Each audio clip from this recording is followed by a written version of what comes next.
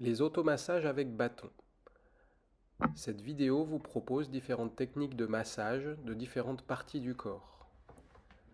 L'important est d'essayer de retenir les modalités qui peuvent rendre un massage efficace. Il vous sera proposé d'essayer de varier le sens, la vitesse, la force de votre massage pour avoir des effets différents et d'y ajouter autant que possible des secousses, des vibrations qui peuvent favoriser le relâchement des muscles. Cette vidéo a commencé par le massage du quadriceps, muscle qui est devant la cuisse. Actuellement, vous pouvez voir le massage des ischio-jambiers, les muscles qui sont derrière la cuisse, qui sont très souvent à aller vérifier dans le cas de douleurs lombaires, d'irradiation sciatique, de douleurs de hanche ou de genou. Ici, le massage s'adresse à la face extérieure de la cuisse, sur une zone appelée tenseur du fascia lata. On peut voir la variation des modalités de massage précédemment citées.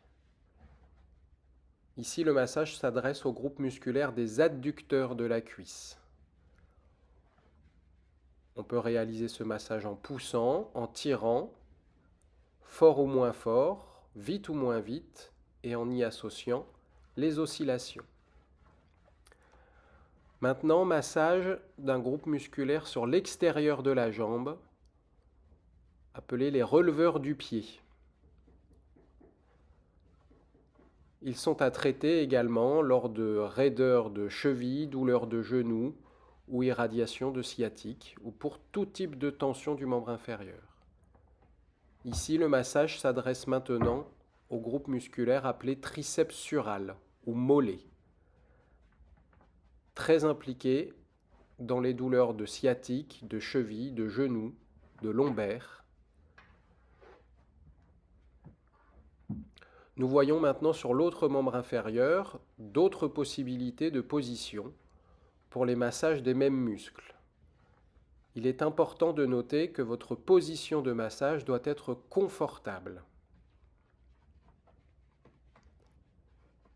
Le choix dépend donc de vos sensations et de vos capacités au moment où vous décidez d'entreprendre ce massage.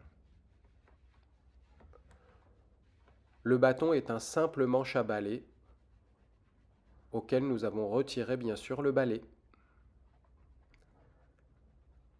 Nous avons pu voir le massage du quadriceps, des ischio-jambiers, des adducteurs et maintenant de la face externe de la cuisse.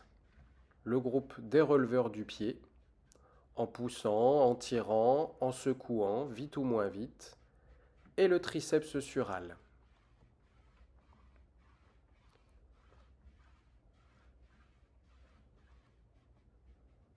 Masser régulièrement le corps permet également d'améliorer la proprioception, la circulation du sang, la mobilité et présente des vertus antalgiques. On peut voir ici la possibilité de faire les massages des mêmes groupes musculaires en position allongée lorsque la position assise ou debout sont inconfortables. Il est tout à fait possible également de caler des coussins derrière la tête, sous les jambes pour obtenir plus de confort. Pour terminer les massages des membres inférieurs à l'aide du bâton, il suffit de le poser au sol et de le faire rouler sous les pieds en appuyant plus ou moins fort, en allant plus ou moins vite et en prenant bien soin de passer sous toutes les parties du pied, du bout du talon jusqu'au bout des orteils, en changeant l'orientation du pied lors du massage, afin d'en améliorer sa sensibilité, sa mobilité. Passons maintenant au groupe musculaire sur la partie un peu plus haute, le groupe musculaire des fessiers, la face extérieure de la hanche, les fesses, à masser régulièrement dans le cadre de douleurs de hanche, de douleurs lombaires, d'irradiation sciatique, entre autres.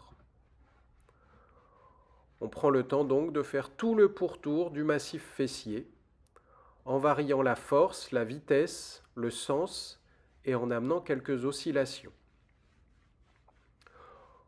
On passe maintenant au groupe musculaire du grand dorsal. On peut voir que le bâton vient masser du bassin jusqu'au creux de l'aisselle pour masser ce grand muscle qui relie le bassin, les vertèbres dorsales, l'omoplate et l'humérus. L'utilisation du bâton, dans ce cadre-là, nécessite une mobilité physiologique des épaules.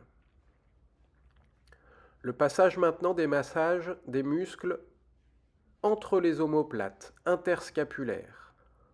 On place le bâton en diagonale et on vient appliquer les modalités précédemment citées, la force, le sens, la vitesse et les oscillations. Le passage aux muscles des cervicales et de la base du crâne. Ne pas hésiter à venir frotter la voûte qu'il y a sur la partie supérieure de la colonne vertébrale. Insertion de beaucoup de groupes musculaires qui parcourent ensuite la colonne vertébrale. Le massage des cervicales s'effectue avec les mêmes modalités précédentes. Les massages des membres supérieurs, on peut positionner le bâton sur les cuisses et venir appuyer avec le bras le plus relâché possible sur ce bâton en exerçant des efforts de rotation. Si le confort nous le permet, on peut également masser toute la partie du bras, le biceps et le triceps. Si la position sur les cuisses n'est pas confortable, on peut utiliser le bâton qui va venir frotter, secouer plus ou moins fort, plus ou moins vite, dans un sens ou dans l'autre, les mêmes groupes musculaires.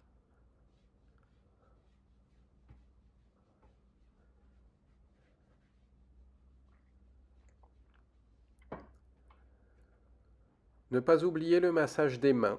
On peut utiliser le bâton comme support et venir tourner la main sur ce bâton, plus ou moins fort, plus ou moins vite, sans oublier la base de la main, le poignet, ce qu'on appelle le canal carpien, et également toutes les zones entre les doigts.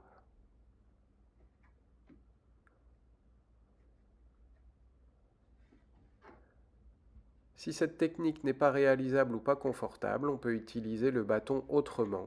Cette fois-ci, c'est le bâton qui va venir masser la main. Le canal carpien, toute la paume de la main et les doigts.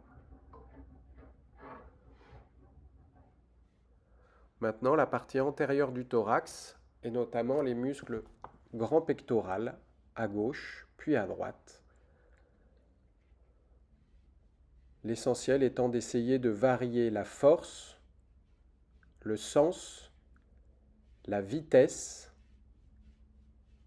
et également d'amener quelques vibrations, secousses, pour essayer de favoriser le relâchement musculaire. Maintenant, le bâton est utilisé pour essayer de passer dans les espaces intercostaux et sous la clavicule. Ceci afin de pouvoir obtenir un relâchement et un gain de mobilité de la cage thoracique ô combien importante pour favoriser la respiration et le bon fonctionnement du corps.